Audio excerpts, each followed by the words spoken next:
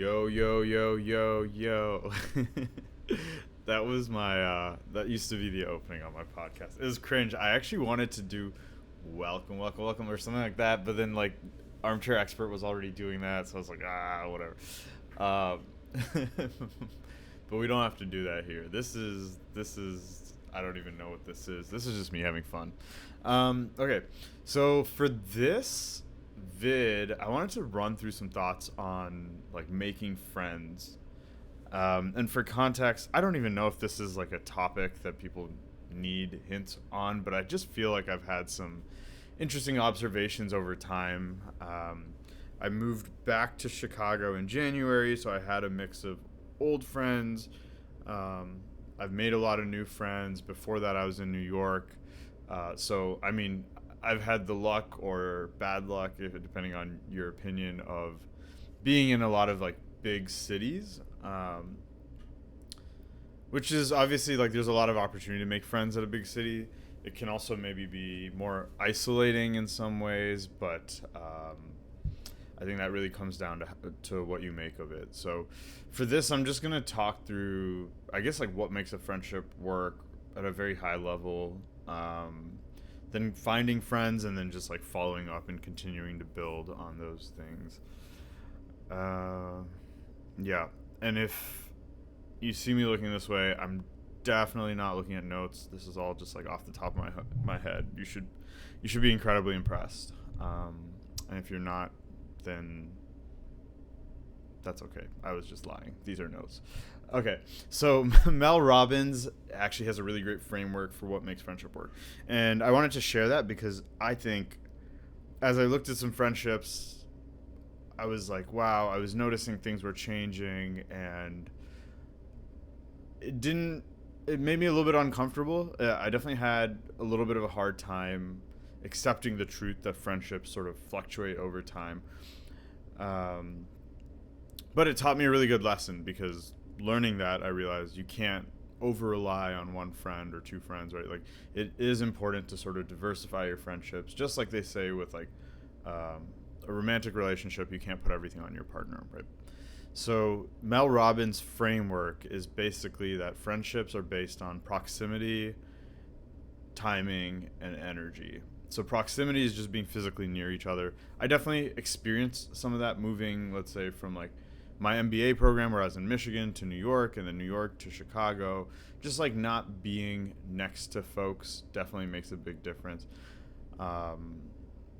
Both in being able to see each other in person, and then I feel like other things just slow down a little bit, and that's okay. You'll find your best friends by the ones that you haven't seen in a while, and you go see them, and it's exactly the same as it was before. So it's not necessarily a bad thing, but proximity definitely plays a big role. The other thing with being near someone is like I can just hop over. I can just go to their place. And in-person interaction certainly matters. It's certainly like higher quality than texting and so on. So timing is same life stage, so it's really just more about I guess priorities. If your friend is like out clubbing and traveling and that kind of stuff, then that's not necessarily going to match up with someone who's maybe in more of like a family oriented time of their life where they're prioritizing their kids and that kind of thing, right? So certainly timing matters, and then energy is just compatibility, really. Values, interests, vibes, if you will. So when you take that framework, I think it makes it really easy to see that, okay, friendships will obviously fluctuate with time. And then, it makes it a little bit easier to accept the truth that they'll sort of fluctuate. I think for me, having that realization made me take it maybe a little less personally. It made me go, okay, it's not that our friendship has ruptured. It's just that, for example, proximity has slowed down, or timing is bad right now. And so I am just going to maybe interact with this person less, but that's okay. That's why we keep social circles instead of social lines or dots, or I don't know. Yeah. Okay. Phone calls are really great. Yes, that's true. Go for a walk, pick up some chores, just go call your friend. It's underrated. Maybe I should have put this in the following up and building section. I don't know why I have full phone calls are really great and don't kiss your friends, both of which are probably good tips. Maybe the second one's kind of optional. Whatever. Okay, I'm kidding. Finding friends. Um, okay, so this is the part that's been really interesting to me. Man, maybe I should have just started here, but I think the first thing that we have to cover is like you have to put yourself out there. It is going to be uncomfortable. It's going to be tiring, maybe a little bit awkward, but it can also be highly rewarding, highly rewarding. I think once you start to make those closer friends, um, it plunges you into a little bit of a virtuous cycle because then you look forward to the events. You're like, maybe I'll make another friend today, that kind of thing. I will say, like, probably for every 20 people I meet, I make like one friend, right? And of those friends, like here and it's not, you don't really know who's going to end up a close friend when you first meet them, right? But you do have to put yourself out there. Do it even though it's uncomfortable. Do it even though it's tiring. It's worth it, I think, in the long run. I personally have felt that it is worth it. Social apps and like ways to meet strangers in person I think are becoming increasingly popular, increasingly normalized, which means the good news is you're meeting a broader diversity of people at those things, because now it's more like the unifying thread is more about people who are maybe like looking to increase their social circle or like new to the city, versus before there was this like underlying filter of people who are willing to meet other people online. So I think some of the same transition that we saw with dating apps is happening in terms of meeting people through these sort of like platforms. Bumble BFF I've heard a lot about from my female friends. I think it works really well for girls. I've not met a single guy that has said that has been a path for them. Not to say it isn't. I haven't personally tried it. I've stuck with some of the other stuff, 222, Time Left. I've heard of like Parlor Club, Kin Coffee. There's a lot now, but it's basically platforms that will like set up different types of events for you to meet strangers, and then you go from there. Okay, the most common advice I think you will get when you ask people how to make friends is find a hobby, and I hate hearing that advice. It's not bad, but I think I hated it because it assumes that you don't have a hobby, right? It kind of assumes like you're this person sitting at home like twiddling your thumbs hoping you'll find someone. Look, finding a hobby is great if you don't have one. If you do have one, that's perfect. But what you need is to like go a step beyond that. You need social interaction. You need recurring touch points. So I find that classes are really good for this, even though, like, for example, I boulder and I usually boulder alone. If you sign up for a bouldering class, especially if it's like 5 weeks, you're going to see the same people for 5 weeks, which gives you the opportunity to actually like build a friendship. You're bonding over the climbing, but you're also having the time to have a little bit of side conversation, get to know them, see their personality in different ways, and like they'll see you as well, right? And so that is really important. I don't like when you give the find a hobby advice standalone, it doesn't work well for a lot of hobbies, in my opinion. Like another example is like I like to write. I'm not going to use writing as a way to meet people unless I'm going to like writing meetups, which again, that's fine. That could be an approach. But like me sitting at home writing is not going to find me friends. Like you just have to be realistic about that.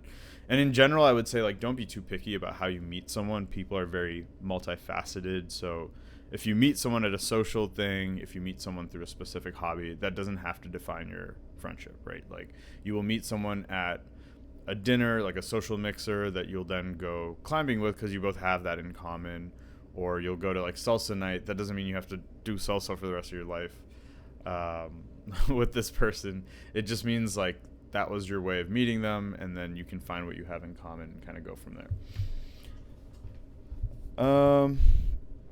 Okay, when you show up, this is what I find, what I have personally found to work the best, or like the 3 traits that I feel are most important. One is have energy, and I'll be honest, I go in some nights and I'm just like, I don't have the energy today. I don't want to socialize today. I still show up because I would say about 50 to 60% of the time, like maybe I get that surge of energy once I'm around people. But when I don't have that energy, I would say I'm just way less likely to make friends that day, which is okay. You're not going to, for that day, like showing up was the win for me. And if the energy came, it came. If not, that's okay. Humor, so I can't overestimate the importance of humor, especially in like workplace settings, just in general, in the context of relationships, right? Humor is super important. Um, so just try to be funny, I guess. I don't know what else to say there. Um, Watch comedians. I love watching like Theo Von and stuff, and occasionally I will try to like use some like the same sort of type of humor because he has like these crazy metaphors. I'm just not nearly as smart, but yeah, humor certainly makes a difference. And then the last thing is just make people feel included. Like if you're in a group, just hey, like I haven't, if you notice someone hasn't spoken in a while, you don't have to call them out, but just ask them what they think, or like have them chime in a subtle way. You don't, again, don't call them out, but just like make them feel included. Make sure the people around you are feeling included. That kind of thing. Remembering details is also very underrated, but just let that come up naturally. I think, it's one thing to like remember details in a conversation. I honestly, it's like usually better to bring stuff up later, but yeah, it is very important to remember details. Write stuff down. Honestly, I can see where people might be a little bit resistant to writing things down about people, but I will say like in college I used to do this all the time. If someone had a test coming up, I would just like write in my calendar and then send them a message that day and just be like, hey, like hope your test goes well, that kind of thing. I don't know. I think some people may feel like that's like over engineered, but I would say two things. One is like the act of listening to someone and then later taking the time to record what you learned about them. Record is probably too mechanical of a word, but like to write down it's like a thoughtful gesture in my eyes. It's like you're showing that you actually want to learn more about this person. And then the other thing is like I just found that over time, as you do that, it's kind of like making the cheat sheet for tests, right? In high school, you don't need the cheat sheet after a certain point. So like I would just over time start to just remember details, I guess. But certainly doesn't hurt to write it down. Birthdays I put on my calendar. I'm awful with dates. People know this. Like I'm awful with dates, but yeah, just put them on your calendar, and then. Yeah, even the tests, or if you know something's coming up, an interview, job interview, something like, doesn't hurt to just throw it on the calendar, right? Give yourself a reminder to like, text the person. Okay. When you get to an event, don't be if it's like a proper social event. I mean, in general, don't be afraid of approaching people. I do think like I struggle with this. I certainly get in my head sometimes, especially if someone's like wearing headphones or something. This is probably more in a dating context, but when you're at like a social mixer, just go talk to the person. And honestly, I don't think what you say actually matters. I usually just like, dude, you could talk about the wallpaper, you could talk about the weather or Taylor Swift, whatever. I think like people want to be, or they're receptive to being approached, and like they're receptive to having a good conversation. That's what it is. And not always, obviously, read body language, read context. If someone has their headphones in, don't like go bother them, or if they're like dialed in on something, don't go bother them. But if you're at a social mixer and there's someone that you want to talk to, and talk to everyone, honestly, like, but if there is someone, like, just go open up, don't stand in the corner. Where you go from like this like opening line is way more important than the actual opening line. So yeah, if you do get in your head, because that happens to me a lot, just move on. Honestly, like don't try to force it. Like, or when I say move on, I mean like either go talk to them or don't. Like just make that decision and then move on. There will be other chances to interact with that person, or you'll just meet someone else. Don't get hung up on it. Again, this is maybe more in a dating context, but that's fine. Okay, this one is really important. Do not use being an introvert as an excuse for avoiding socialization. One of the things that I had to separate in my head was introversion, extroversion versus being social. The way I think about it now, and I don't know if this is like the official definition, but the way I think about it is like introverts and extroverts, it's more about like, do you get energy from socializing or does it take it away? For me, it is tiring to socialize outside of maybe like 5 specific people who kind of like I have deep friendships with, I'm very relaxed with, and so they don't really take energy from me. But for other times, it definitely, I would say I'm more on the introverted scale in that like I need my alone time or recharge time. I do wonder if that is starting to change. I'm not really sure, to be honest. I do feel like maybe it's starting to change a little bit.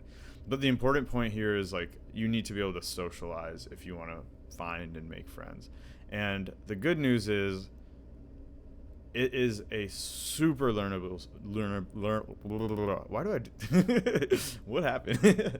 Approaching people, having a conversation, body language, these are all like learnable skills. There's Charisma on Command, which is a really great YouTube channel. ChatGPT could probably just give you tips.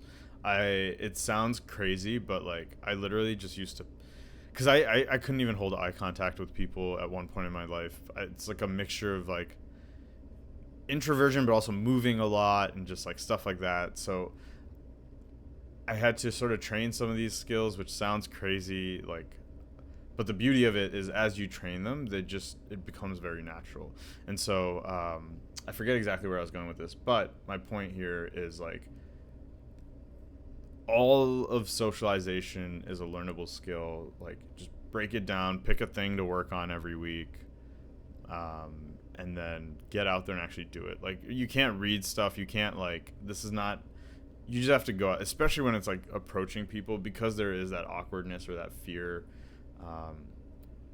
of discomfort, of whatever it is exactly. You just have to get out there. Okay. So you've gone to this thing, you've like met some people, couple notes on just like how to follow up and continue to build. One, this is something that like I just have noticed over time, like a great first interaction is certainly not a guarantee of a long-term friendship. Like you could have so many inside jokes from that first night. You could have like a spontaneous adventure. You're like bouncing from bar to bar, or like, I don't know, from the pickleball courts to Taco Bell, or whatever your version of that perfect night is. But then you move out of the context of that first interaction and things like just die down. I feel like that's happened quite often to me, and it's totally okay. And I've had the opposite as well, where you have like a very neutral first interaction, but that person turns out to be a good friend over time. I think this just speaks to 2 things. One is like temper your expectations, right? Don't be disappointed or frustrated or feel like, oh, I'm not able to make friends just because like you had a good first night and then that person turned out to be a little bit flaky. It's just like once you're removed from the context of that interaction, they go back to their lives. They have other priorities, right? Versus that night or whatever period that you guys were interacting, you two were interacting, you were like together, you were in person. That was like you were each other's priority in a way. So that's my thought there. I think I was supposed to add a second point to that because I think I said that there are 2 things. It just makes it easier to accept, and then it also like it motivates you to continue like meeting people. Don't just like go out once and like meet a bunch of people and then say like, oh, I'm done. Like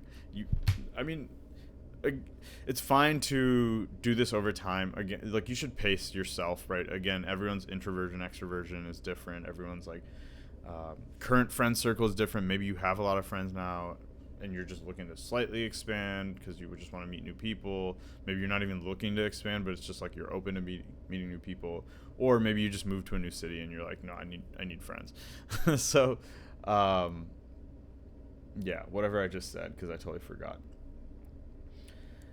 I think in general, like, don't force a friendship.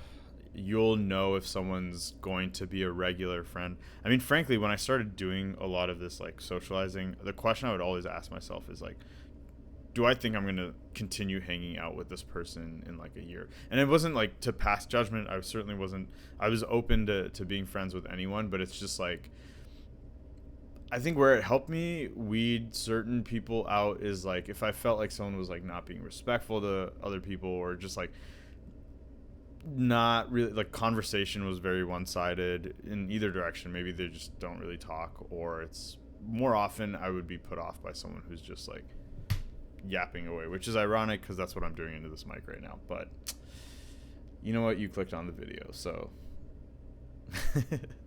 I'm kidding. That's just that humor I was talking about earlier. Sorry. Okay. Bad joke. That's okay. We'll recover. So yeah, just don't force a friendship. You will know if someone wants to be your friend because they make it easy to coordinate. They show up, they're eager, they're enthusiastic, they're engaged when you're in front of each other. When you're hanging out, sometimes they're down to like keep spending more time, like just extend, you make plans for one thing, you keep going. Like those are the types of things that I look for. And then, yeah, to the point earlier, like, are they just like a good person? Are they nice? Are they kind to other people? Do they contribute? Are they like, guys, one really easy, this sounds so stupid, but it's like, I've seen it. One really easy way to like break a potential friendship, and I totally understand why, is like, if you go out for dinner or something, like just make sure you're paying people back, like that kind of thing, right? I feel like shouldn't even have to be stated, but like if someone put down their card for the bill, it is your responsibility to pay back, not theirs to collect. But that can be a easy make or break early on. Okay. I think I've kind of alluded to this already, but if you meet someone at like a social mixer or through your hobby, that kind of thing, definitely follow up beyond the first hang. Try to get to know the person more, right? And initially it could just be conversations through like social media. That's why these days I've tended towards IG over phone numbers, because I think it keeps like a passive connection going to the person, because they're seeing your stories, you're seeing theirs, blah, blah, blah. You can look at their profile when you first like add them and just get to know them a little more. Or if you're going to grab coffee with someone, like, just, it's the same as you would do like LinkedIn before a coffee chat, like that kind of thing. Doesn't hurt to like just get to know them a little bit better that way, right? But yeah, that events around the city, find cool things and just tell people you're going and see if they want to come along, or you can host. I feel like people really enjoy board game nights. Like that's something I've done. You can just have the classics, honestly. Like when I say game nights, I think I'm not saying like complicated games, because that's a separate thing. That's a hobby that I would consider a hobby. But like a game night like Jenga or Pit is a really easy game to learn, but don't get it because I want people to play that at my place. I'm kidding. What was the other game I just think? Codenames. Like just games that people already know, I think do really well. Pit is probably the exception to that. I don't think many people know that game, but it's so easy to learn and just really fun. And if it's a good group, it gets very rowdy, so it's a good time. Shared interests and hobbies matter. I think I've already sort of alluded to this. It could be as simple as liking liking restaurants, and you both just like go to restaurants. It could be actual hobbies, but like take advantage of those things to like get people together, introduce people to each other, and build sub communities. So this is probably like the last big point that I have.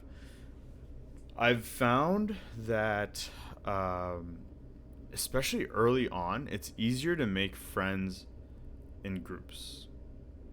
I think it just takes the pressure off of the social interaction a little bit. I would say especially if it's people of the opposite sex, or gender, it's just easier to kind of, it's just lower, because then it takes out the dating sort of question, right? Which sometimes you meet someone, it's really obvious like what it is, but if there is any of that, like this could go this way or that way, it's just easier to hang in groups.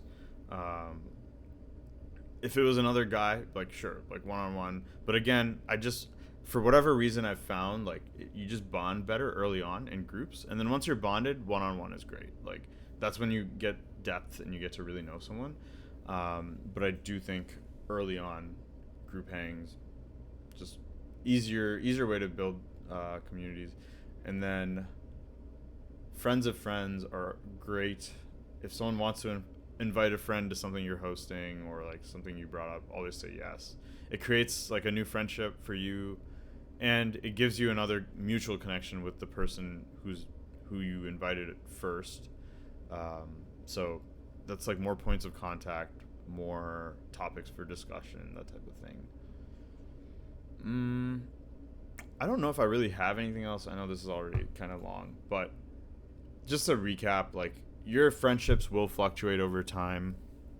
It's a function of like proximity, energy, timing, all three of these things. But that's okay. I mean, you just have to accept that. Make more friends. Just like diversify your friendships. And just know what the friendship is. Like that person who's really like in a certain life stage at this point, maybe like you can still go play tennis with them because they want to be active and maintain that part of their life, but you're not going to be able to go to grab drinks with them, right? Just understand those nuances, and then kind of play off of that. In terms of finding friends, you have to put yourself out there. It's going to be uncomfortable. It doesn't have to be, but often it can be. But that's okay. Once you get onto the virtuous cycle, I think you will have a good time. It's definitely rewarding. Social apps, classes, these like social mixer things that are popping up, all great ways to meet people. Try to have like recurring touch points when you can, whether that's through, for example, a class, or if you're hosting people or taking them out to events, bringing up or proposing events, that kind of thing. Yeah. In general, don't be too picky about how you meet people. I think we've already beat this horse. Don't use being an introvert as an excuse to avoid socialization, like learning how to socialize or being a social person. I don't like. Look, if you don't want to socialize, don't socialize. But if you want to make friends, like don't use being an introvert as like an excuse for that. I don't know. I personally I'm like, these are all skills, and look, the reality is like I'm talking about friends right now, but these, like the ability to socialize, to read people, to like have a conversation, to be able to approach, to be able to read body language and use body language, use things like touch, like these are just so critical for work and your career, and from a dating perspective, like there's just so many reasons to get good at this stuff, right? So take the time to invest. I don't know, I think some people can be like, oh, it's like weird to practice socialization. I would say, you know what, screw them, because it's something that I've worked on, and it's paid so much in terms of dividends, and I think it's worth it, and I would never discourage someone from doing it, because I don't know, I just feel like there can be stigma sometimes, but hopefully not. Maybe I'm making that up. Maybe it's just in my head. There's a lot in there. Actually, maybe there's not much. I don't know. There's that humor again. Never mind. Sorry. It's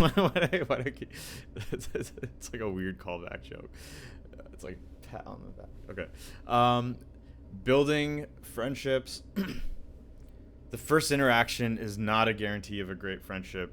It sucks, but that's just the reality of it. Sometimes you'll have a great time and then just no follow up. But look, you have a memory, which is awesome in my opinion. I think I was like a little bit disappointed at first when like I would have these like awesome memories with people, or like a great time, and then it would kind of peter out.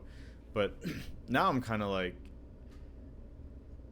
it's cool to be able to have more fun memories with more people, and the ones that will be friends will naturally become friends. So just have fun with it. Yeah. And in the same way, don't write someone off because they were kind of neutral. Like if someone is showing up and being a good person and being a good friend, like that's what you want. That's what you want. You'll know pretty quickly, I think, if someone is gonna be like a long-term friend or not. Friends of friends are great. Shared hobbies and interests are great.